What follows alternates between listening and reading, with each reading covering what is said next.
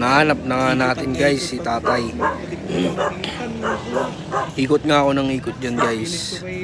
Dahil di ko matandaan kung saan siya banda nakatira. Yan guys yung balak nating kuning Suzuki TS125ER. Dito nga guys nag-uusap kami tungkol sa presyo at saka kung anong sira niya bago niya ginarahe. Kursunada ko nga to guys, itong gantong motor ngayon. Mga enduro pang trail